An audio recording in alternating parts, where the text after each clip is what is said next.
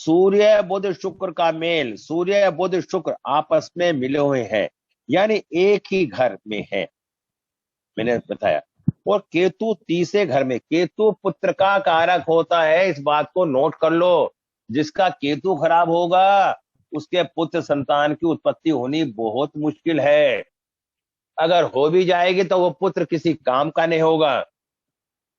अगर वो पढ़ लिख के निपुण बन गया तो वो अपनी पत्नी के साथ माँ बाप को छोड़कर चला जाएगा।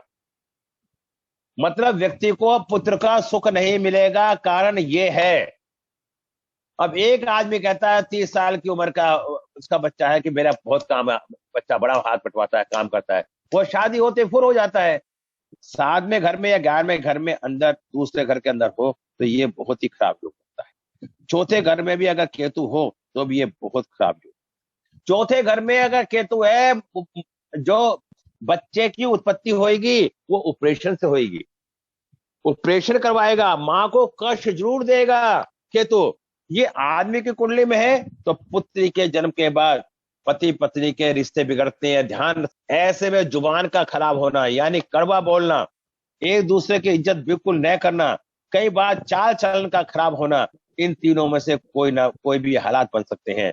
और ये हालात इतने ज्यादा खराब हो जाते हैं कि घर के सुख को खराब कर देते हैं, साथ में पैसे को भी सुख खराब हो जाता है। और इन जातक की कुंडली में ये तीनों ग्रह एक साथ बैठ जाए तो इनको अपने जीवन काल में 3 बार इसका उपाय अवश्य करना चाहिए। अब क्या उपाय करना चाहिए, अब सुन ले। एक तांबे की गागर में ले, उसमें इतना साबुत मूंग डालें, कम से कम 7 से 8 किलो आए, और ढक्कन में टांका लगाकर कन्यादान का मंत्र बोलकर उसको तेज पानी में बहा दें। इसको एक बार शादी से पहले कर दें, दूसरी बार शादी को ऊपर ये उपाय करें। और अगर लड़की की कुंडली में है तो पुत्र के जन्म पर, और अगर लड़के की कुंडली में है तो पुत्री के जन्म पर, संतान के उत्पन्न होने पे ये उपाय जरूर कर दें। 40 दिन के भीतर के अंदर आपको इसकी सफलता मिलनी शुरू हो जाएगी। इस तरह इन तथ्यों को नोट करा जाता है, माना जाता है। और अच्छा, लड़का या लड़की अपने कानों में सिर्फ सोना पहने, कोई धातु दूसरी ना पहने, और घर में जितने भी ऊन और सूत के गोले लिपटे हो खोलकर बाहर फेंक दे। अगर ये उपाय करा तो जिंदगी आसान, अगर नहीं किया तो जिंदगी में परेशानी ही परेशानी आएंगी। जब इंसान में अहंकार की उत्पत्ति हो जाती है तब उसका राहु खराब हो जाता है। वो जिद्दी स्वभाव किसका होता है? जिद्दी स्वभाव अहंकारी व्यक्ति का होता है। सूर्य हमारे पूरे शरीर के मालिक है।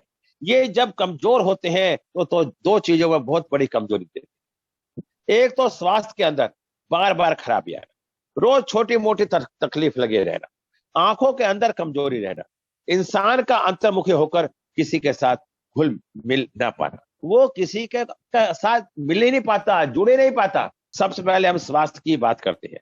जिन लोगों के मुंह में हर वक्त पानी आता है, हर वक्त भूख बना रहता है, इसका सूर्य बहुत ही खराब होता है। जिनकी आंखों में आए दिन कोई ना कोई परेशानी रहती है, उनका सूर्य बहुत खराब। अगर समय समय पर शरीर में अलग अलग जगह पे दर्द हो या हाथों में बदबू आए पसीने की, तब भी सूर्य खराब होता है।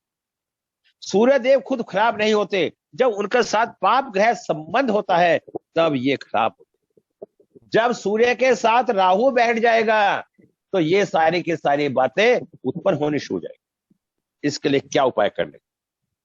अगर स्वास्थ्य खराब रहता है तो 500 ग्राम जौ 43 दिन तक गोमूत्र के साथ धोकर जल प्रवाह करो, और 500 ग्राम जौ को गोमूत्र के साथ धोकर जल में प्रवाह करो। लाल कपड़े में बैठकर घर के अंधेरे कमरे में रख दे, किसी कपड़े किसी चीज के नीचे दबा दे। दूसरा उपाय, साबुत उड़द, काले चने, सरसों का तेल, काला कपड़ा या लोहा, इनमें कोई भी एक चीज देखकर दान कर दे। ये कम से कम 43 दिन करें, आपके लिए उत्तम होगा। और सूर्य भगवान को हर रोज जल जरूर दे। थोड़ी सी चीनी या रोली, थोड़ी सी चीनी रोली और चने की दाल डाल दो, जिससे सूर्य भगवान को अर्घ दे। और सूर्य के 108 नाम या सूर्य का मंत्र पढ़े, सूर्य स्तोत्र का पाठ करें।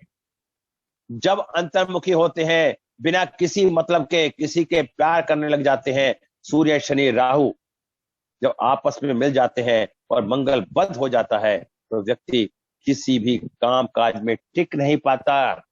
ये सूर्य मंगल बद्ध होने पे सूर्य की शक्ति कमजोर हो जाती है, क्योंकि मंगल सेनापति है और मंगल सेनापति है और सूर्य राजा है। और जब उसका सेनापति खराब हो जाएगा तो उसकी शक्ति में कमी अपने आप आ जाएगी। समझो भावों को, किस तरीके से मैं इस भाव को आपको समझाने का प्रयास कर रहा हूं। इंसान चोरी छुपके काम करने की आदत होती है, जिसके वह ज्यादा पैसा कमाने की कोशिश करता है। कम वक्त के अंदर यानी इंसान का मन मैला होता है और कॉन्फिडेंस इतना नहीं हो पाता तो अच्छा बनकर कुछ कर सके। ये लोग रात्रि के वक्त रात्रि के वक्त बुरे नहीं होने पर जब सूर्य सिर पर होता है तब ये बुरे होते हैं। और इतना गुस्सा सारा सूझबूझ होकर इनमें वो सारे कामों को बिगाड़ देते हैं। सूर्य देख के खराब कब होता है? उन लोगों को काले और नीले वस्त्रों का प्रयोग नहीं करना चाहिए। जो लोग काले नीले वस्त्र पहनते हैं वो राहु शनि मंगल जैसे प्रवर ग्रह के शुभ चिंतक होते हैं। मतलब उनपे इनका प्रभाव बड़ा अच्छा होता है, जिस कारण से ये डार्क रंग के कपड़े पहनते हैं। इनके घर से बंद घड़ी, खोटे सिक्के, जंग लगा लोहा, बरसात में भीगी लकड़ी, जंग लगा लोहा इनके घर में बिल्कुल नहीं होना चाहिए। लोग अपने घरों के छतों के ऊपर लकड़ियों को डाल देते हैं। लोग अपने घर के छत के ऊपर बेकार कूड़ा कर डाल देते हैं। लोहे में जब पानी बरसात आती है तो जंग लग जाता है, और जब पानी में लोहा आ जाता है तो उस पर विषयोग बन जाता है, वहां शनि का वास हो जाता है। ऐसा व्यक्ति पूरे जीवन परेशान रहता है। इसको हर 3 महीने बाद अपने वजन के 10वें हिस्से के कच्चे कोयले जल प्रवाह करें। चांदी की चैन गले में धारण करें। मानिक के अपने रिंग फिंगर के अंदर होना चाहिए। सूर्य को हर रोज जल दें। अगर ये उपाय करें तो व्यक्ति तन से और मन से दोनों से स्वस्थ होगा। काफी लोग बहुत मेहनत करते हैं पर जॉब में कारोबार में सफल नहीं हो पाते, ना व्यापार में ना नौकरी। सूर्य देव तुला राशि के अंदर नीच के होते हैं। जब सूर्य जन्म कुंडली के 7वें घर में अकेले बैठे होते हैं तो कहते हैं माँ और बच्चा दोनों ही दुखी रहते हैं। और ये योग एक ऐसा योग है जो किसी भी काम में कामयाब नहीं होने देता, चाहे बच्चों की पढ़ाई लिखाई या शादी, किसी भी स्तर की क्यों ना। दूसरा योग, सूर्य या कुंडली के 10वें घर के अंदर बैठते हैं, अपने मित्र की और मित्र की राशि में ना हो तो पहले तो लिखाई पढ़ाई के अंदर कहीं पर भी कामयाब नहीं होने देता, और काम काज के लिए सिफारिश लगानी पड़ती है, यानी टिक कर बच्चे कहीं काम नहीं कर पाते। ये दोनों योग बहुत ही ज्यादा घातक है लोगों की कामयाबी। सूर्य देव अगर अष्टम भाव में है और जातक का बड़ा भाई ना हो तो ये इंसान के गुस्से की मात्रा भी बहुत बढ़ जाती है, फेलियर दिखाई देते हैं। इसे या तो 3 योग खास तौर पर घातक है। इंसान जब कामकाज की उम्र में पहुंचे और उसके कामकाज ना बन पा रहे हो, तो उसका कारोबार चल रहा हो तो नौकरी बने या रहे, सूर्यदेव अष्टम भाव में हो और उनका बड़ा भाई ना हो तो उससे भी कुछ उपाय करने चाहिए। वो उपाय मैं बता रहा हूं। ऐसे इंसान को काले रंग की गाय की सेवा तीर्थ की तरफ लगेगी। अगर काले रंग की गाय की सेवा करता है तो उसका बहुत बरकत होती है।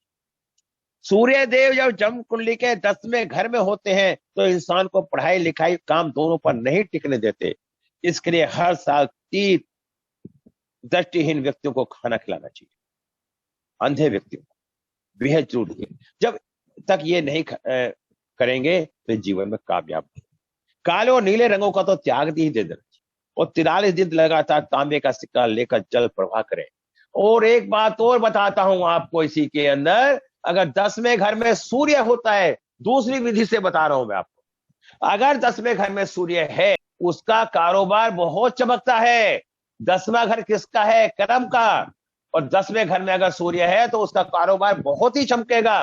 कारोबार तो दुनिया करती है, लेकिन उस व्यक्ति का काम लोगों को दिखाई देगा और लोगों को लगेगा बहुत कमाता है। कमाता हो या ना कमाता हो, इससे ग्रह का कोई संबंध नहीं, लेकिन सूर्य का काम क्या है? चमकाना, वो उसे चमकेगा। अगर रिश्ते की, हाँ, अगर रिश्तों की हम बात करें तो कौन से ऐसे योग हैं जो रिश्तों पर बुरा प्रभाव डालते हैं? मुझे तो ऐसा लगता है कि आपके फुल्ली नहीं देख पाएंगे आज, है? देखते हो, कोशिश करते हैं, तीसरे सेक्शन में आ जाएंगे, क्यों चिंता कर रहे हैं। सूर्य देव अगर तीसरे घर में बैठे हैं और किसी पापी ग्रह की दृष्टि हो तो इंसान अपने ही घर में भाई बहनों से बिगाड़ने वाला होता है, उसके साथ ये रिश्ते बिल्कुल मजबूत नहीं रह पाते। अगर कुंडली के सप्तम घर के अंदर सूर्य बैठा है तो भाई और पिता के सुख खराब होते हैं। क्या बताया? भाई और पिता के सुख खराब होते हैं। व्यक्ति को उनकी बात समझ नहीं आती और उनकी बात समझ नहीं आती। अगर सूर्य बुध साथ में घर में बैठे हैं तो ऐसा दामाद जिसके भी घर का हो, उसके दामाद के ससुराल घर के हालात बिल्कुल खराब हो जाते हैं, उनके रिश्ते बनते भी नहीं, दिक्कतें आती हैं। अगर रिश्ते बन भी जाएं तो उनकी निजी फाइनेंशियल लाइफ में बहुत ज्यादा परेशानी है। सूर्य देव को 10वें घर के साथ संबंध हो जाए तो ये पिता के साथ संबंध खराब कर देता है। कारण क्या है? 10वां घर पक्का शनि का है, क्योंकि 10वां घर शनि का पक्का है और सूर्य वहां बैठ जाएगा तो पिता पुत्र के संबंध आपस में खराब हो जाएंगे। ये लॉजिक बताया गया है।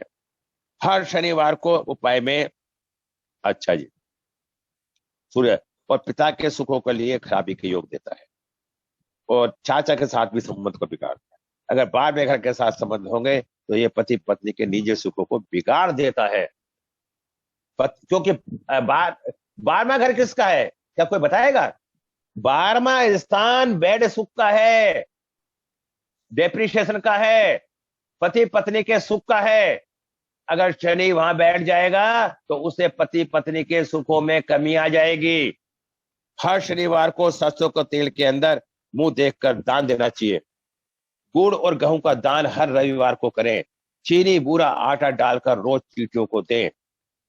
सूर्य जन्म कुंडली के अंदर कैसा भी बैठा हो, अगर इंसान अपने हाथों से बड़ का पेड़ लगाकर उसकी परवरिश करता है, तो उसकी देखभाल करता है, तो व्यक्ति को सूर्य की प्रबलता बराबर मिलती है और दुष्प्रभाव खत्म हो जाती है। बड़ का पेड़ लगाए, ये आत्मा का कार्य होता है। आत्मा मन से हर तरह से अच्छा हो चला जाता है। दूसरा उपाय, हमारे जीवन में पिता होते हैं, कई बार हालात बस पिता के साथ हालात अच्छे अच्छे नहीं रहते, लेकिन जब पिता हो तो अपने पिता की सेवा करनी चाहिए। दोस्तों, हम लोग जीवन माता पिता भाई बहन यार दोस्तों तक ही सीमित मानते हैं, जबकि आपको ये नहीं पता आप इन रिश्तों को निभाने के लिए आए हैं, इन कर्जे से मुक्त करने के लिए आए हैं। अगर आपको इसका उपाय करना है, सूर्य को ठीक करना है, आप सब में पहले आपने पिता के रिश्तों को अच्छा बनाने का प्रयास करो। ऐसे व्यक्ति में ईगो ज्यादा आ जाती है, वो पिता से बात करना नहीं पसंद करता, उसके घर वालों को समझाने के बावजूद भी वो बात नहीं करता। बंदरों को गुड़ और गेहूं खिलाएं। सूर्य मंगल का एक ऐसा मेल है जो किसी भी तरह के बाधा हो, किसी भी तरह की शारीरिक कष्ट हो तो दूसरों पर अपना प्रभाव नहीं जमा पाते। नौकरी में दिक्कत है तो इन दोषों का भी समाप्त करने के लिए रविवार को बंदरों को गुड़ और गेहूं। सबसे पहले तो इनका मूल्यांक 7 है, भाग्यांक 4 है। इनकी सेल्फ डेस्टिनी बहुत अच्छी है, जितना ये मेहनत करेंगे वो भाग्य इनका साथ देगा सब जगह इनके साथ। इनके में 8, 1 और 6 है डेट ऑफ बर्थ में, ये पक्के में सरकारी नौकरी में होंगे। इसके अलावा इनके पास 2, 5, 8 की गोल्डन लाइन भी है, तो सरकारी नौकरी के अलावा भी इनका या तो बिजनेस होगा या इनकम को कोई और सोर्स भी होना चाहिए। इनके पास 7 का अंक है तो संभव है इनका पुत्र होगा। इनके पास 9 है, इनका मंगल अच्छा है, ये बोलने में बहुत अच्छे होंगे। गुरुजी उनका 3 खराब है, गुरु खराब है इनका। सबसे पहले तो ये बहुत ही इंटेलिजेंट है, जो भी इनकी चाहे प्रोफेशनल लाइफ हो अपनी इनकी पर्सनल लाइफ हो उसमें ये मुझे कामयाब दिखाई दे रहे हैं। इनकी गोल्डन लाइन भी दोनों की दोनों है, पर इनके पास सिर्फ एक ही कमी है जो मुझे दिखाई दे रही है, वो है कि एल्डर्स की आशीर्वाद की कमी है इनकी लाइफ में। बाकी इन्होंने जो भी अपने हासिल करना चाहते हैं, चाहे इनका करेज हो, चाहे इनकी इंटेलिजेंसी हो, वो इनके पास सब कुछ है। पर कहीं ना कहीं इनका डिसीजन, मेरे को कहीं ऐसा भी लग रहा है कि इनको डिसीजन लेने में प्रॉब्लम होती होगी, ये बिना सोचे समझे डिसीजन ले लेते होंगे। बाकी तो इनकी लाइफ में ये कामयाब इंसान मुझे दिखाई दे रहे हैं, काफी इनकी इंटेलिजेंसी भी दिखाई दे रही है, और एस्ट्रोलॉजी में या स्पिरिचुअलिटी में भी ये परफेक्ट होंगे। तो ऐसी लाइफ मुझे इनकी दिखाई दे रही है। देखिए इनके पास 4 9, ये देखिए 4 7 7 4 अगर किसी के पास आ जाता है मूल्यांक भाग्यांक, वो जीवन का बहुत भाग्यशाली इंसान होता है। ऐसे व्यक्ति के पास पैसे बरसते हैं, क्योंकि राहु केतु से मिलने के लिए तड़फता है, या राहु केतु का मिलन हो जाता है 7 4, और ये कम्युनिकेशन इसका बहुत अच्छा बन जाता है, क्योंकि राहु केतु से मिलने की इच्छा रखता है जीवन में, केतु राहु से, तो इनकी यहाँ वो तड़फन खत्म होता है। इनका शुभ तारीख है 7 16 25, शुभ दिन है सोमवार, शुभ रंग है स्लेटी मिश्रित रंग, अशुभ रंग है गहरे रंग, मित्र अंक है 1 2 7, शत्रु अंक है 3 6 8 9, सम अंक है 5, शुभ वर्ष है 2014 2023 2041 2050 2059 2068, अनुकूल देवता है नरसिंहा भगवान, शुभ रतन है लहसुनिया।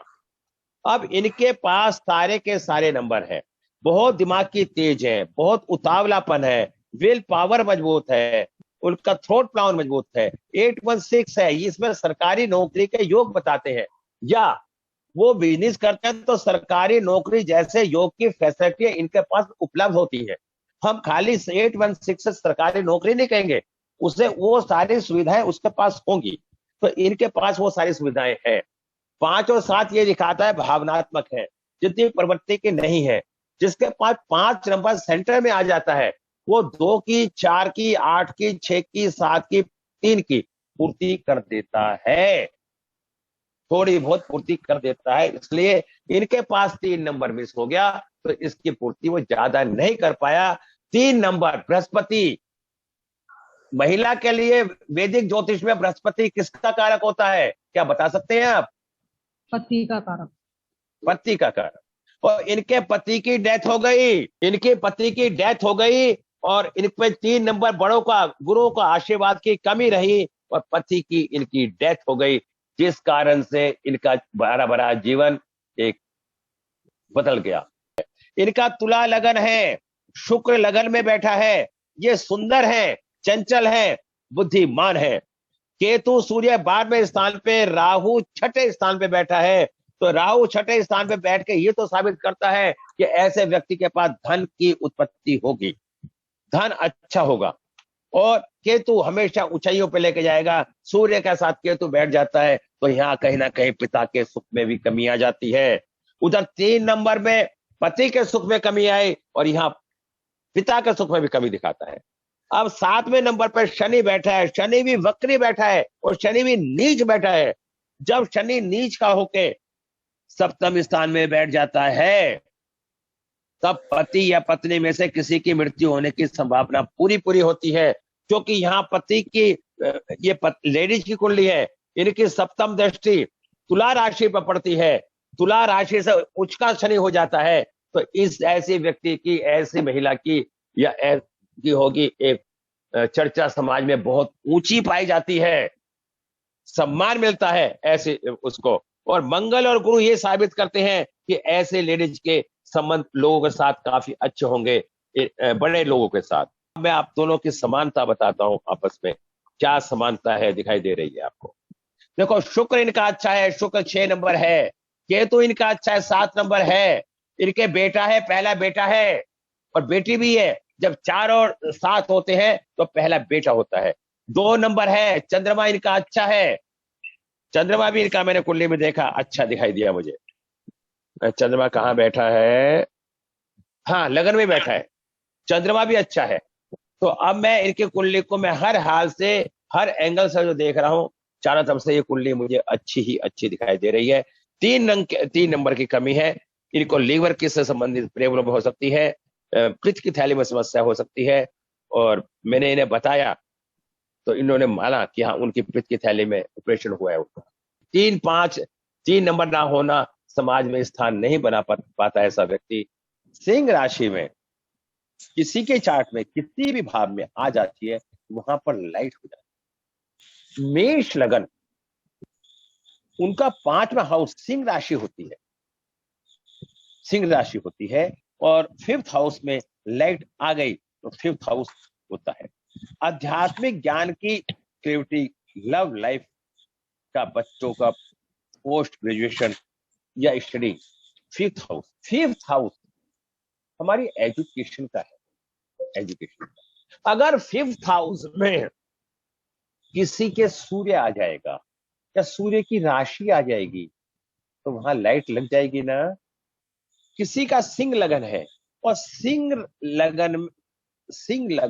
राशि लगन में आ जाती है, वो अलग से दिखाई देगी क्योंकि उसमें लाइट आ गई। मोटे ताजे तंदुरुस्त दिखेंगे या बहुत पतले स्लिम बॉडी वाले। जब सूर्य उदय होता है तो हम सबकी रोशनी देता है, हम सबके जीवन में खुशियां लेकर आता है। सूर्य जिनके चारों ओर बाकी सभी ग्रह परिक्रमा करते हैं, ये आप सभी जानते हैं। पृथ्वी सूर्य के चारों तरफ घूमती है। हमारा जीवन पृथ्वी का कण कण सूर्य के बिना शून्य है। वैज्ञानिक दृष्टिकोण से देखो तो सूर्य ग्रह नहीं, परंतु ज्योतिष शास्त्रों में सूर्य को ग्रह माना गया है। ज्योतिष शास्त्र में सूर्य आत्मा को दर्शाता है, आपकी इच्छा शक्ति को भी दर्शाता है। सूर्य में पुरुष गुणों की प्रधानता होती है। यह एक राशि में 30 दिन तक रहता है, पर अग्नि इनका मुख्य तत्व। दूसरा घर चंद्रमा का, अगर चंद्रमा के घर में सूर्य बैठ जाएगा दूसरे घर में तो उसकी रोशनी में बढ़ोतरी हो जाएगी। चंद्रमा एक लाइट है, जब सूर्य भी वहीं बैठ गया तो डबल लाइट हो गई तो उसकी रोशनी बढ़ जाएगी। तीसरा घर बुध का है, बुध सूर्य का प्रथम मित्र है क्योंकि बुध सूर्य के चारों तरफ घूमता है और सब में नजदीक रहता है। और नंबर 4 राहु, नंबर 3 गुरु है, तो गुरु के पास सूर्य होगा। उस व्यक्ति की एजुकेशन ज्ञान समाज में चमक जाएगा, लोग जानेंगे उसे, वो जनवाएगा नहीं, जब भी जान जाएंगे, क्योंकि सूर्य का काम क्या है? लाइट देना। जहां सूर्य बैठ जाएगा उस घर को प्रकाशमान बना देगा। 5वां घर किसका है? बुध का। अभी हम आगे बुध का। बुध क्या है? सूर्य के चारों तरफ घूमता है, तो बुध, अगर बुध आदित्य योग बन जाता है, ऐसा बुध ज्ञान का भी कारक है। ऐसा व्यक्ति बहुत गूढ़ी ज्ञान होता है। और 6ठा घर होता है शुक्र का। अगर शुक्र के साथ सूर्य बैठ जाता है तो उसकी लीला चारों तरफ, उस व्यक्ति की लीला पत्नी के चारों तरफ घूमती रहेगी। पत्नी ऐसी है, पति ऐसा है, ये चर्चा रहेगी। 7वां केतु। हाँ, हम लोशों से देखते हैं तो चौथा राहु था। राहु का बता देता हूं। अगर सूर्य डरता है तो राहु से ही डरता है। वैदिक में स्पष्ट बताया गया है। लोशों में सूर्य का शत्रु नहीं माना राहु को, लेकिन वैदिक में माना जाता है, क्योंकि सच्चाई भी यही है। क्योंकि सूर्य और चंद्र ही थे राहु को जो कटवाने वाले थे या बताने वाले। मेष राशि में सूर्य उच्च का होता है जब ये 10 डिग्री पर होता है। तुला राशि में सूर्य जब 10 डिग्री पर हो तो नीच का हो जाता है। और सिंह राशि में 20 डिग्री पर वह मूल त्रिकोण में माना जाता है। कुंडली में जो सूर्य के कमजोर पोजीशन है, यह कुछ स्वास्थ्य संबंधी विकार देती है। पहले लोग बहुत मेहनत करते थे, सारा दिन पसीना बहाते थे। वो बचपन से लेकर बुढ़ापे तक एक ही माहौल के अंदर उनका जीवन बीतता था। हमारी बॉडी एक सी ताकत से बनी रहती थी। हम सोचते थे जैसे हम मेहनत करते हैं उसी के ये शरीर भी बदला है। ज्यादा मेहनत करने की वजह से लोगों को सूर्य अगर खराब भी होता था तो उनके अनुकूल धैर्य, सहनशीलता और संस्कार उसको अच्छे रहने की आदत करते थे। बहुत ज्यादा नहीं हुआ करता था। पारिवारिक इज्जत बहुत बड़ी चीज मानी जाती थी। इसको संस्कार बोलते थे। ग्रहों को अगर ठीक रखना है तो उसके लिए संस्कार होने चाहिए, नियम होने चाहिए, कानून होने चाहिए। अभी क्या बताया? संस्कार होना चाहिए। आज के समय में चाहे शहर हो या गांव, वहां पर आज संस्कार विहीन हो चुका है। उसकी वजह से सूर्य खराब होने लगा है लोगों का। चाहे सत्र युग रहा हो या कल युग, शरीर के अंदर अंगों की खराबी पहले भी होती थी, आज भी, और स्वभाव के अंदर खराबी तब भी होती थी और आज भी होती है। ये कमियां पहले संस्कारों के आधार पर हम अपने को जल्दी ठीक कर लेते थे। आज संस्कार नहीं है, माहौल नहीं है, और आज हम सीधे डॉक्टर के पास बैठ जाते हैं और डॉक्टर वो इस बात को नहीं जानता, वो सूर्य की एनर्जी को ठीक करने के लिए, एलर्जी हो जाती है, उस सब चीजों की दवाई देके ठीक करने का प्रयास करता है। सूर्य कैसे बर्बाद करता है संसार को। अब जैसे मांस तो पहले भी खाते थे और आज भी खाते हैं। पहला ऐसा होता था, कोई इंसान किसी का झूठा नहीं खाता था और किसी की हिम्मत नहीं होती थी कि अपने बड़े बूढ़ों को अपना झूठा खिला दे, इतनी देखभाल की जाती थी। और हमारे बड़े बुजुर्ग भी ऐसा नहीं करते थे। और आज की डेट में झूठा खाना भी खिलाना प्यार को संबोधित करता है।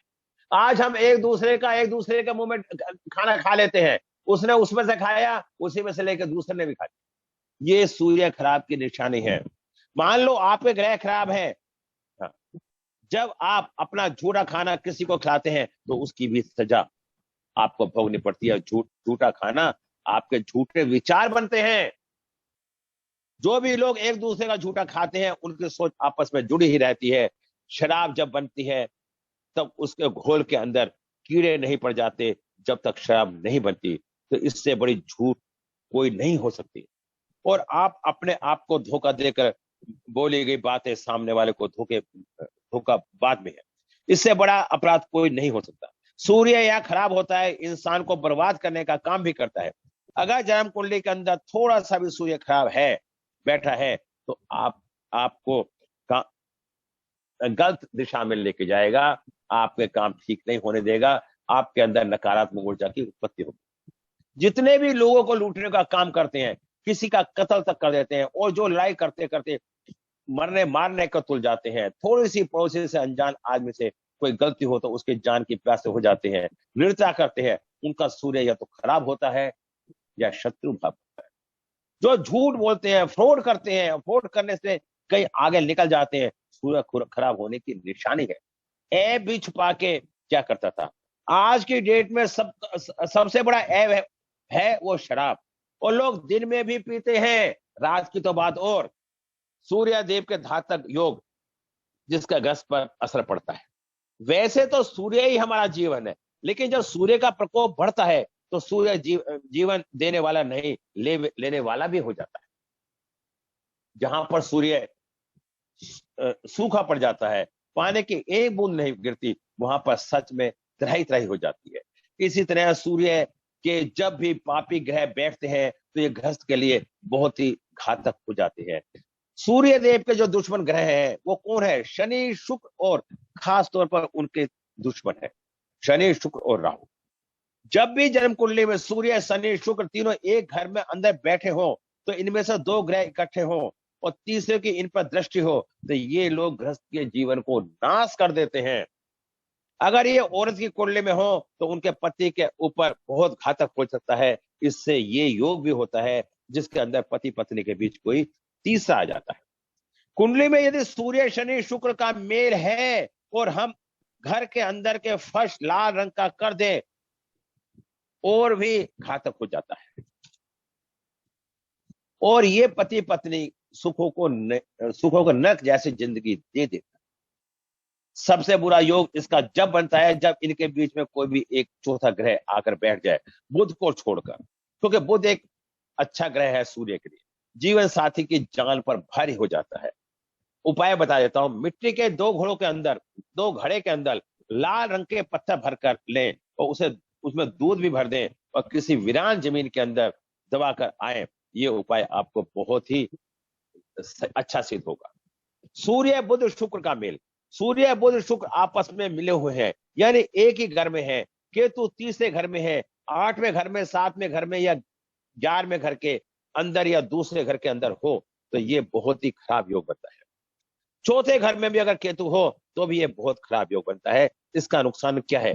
अगर ये महिला की कुंडली में है तो पुत्र को जन्म, आदमी की कुंडली में है तो वो पुत्री के जन्म के बाद ही पति पत्नी के रिश्ते खराब कर देता है। ऐसे में जुबान का खराब होना, यानी कड़वा बोलना, एक दूसरे की इज्जत बिल्कुल ना करना, आपने देखा होगा किसी संतान की उत्पत्ति होने के बाद पति पत्नी में विवाद हो जाता है, उसका कारण भी यही होता है।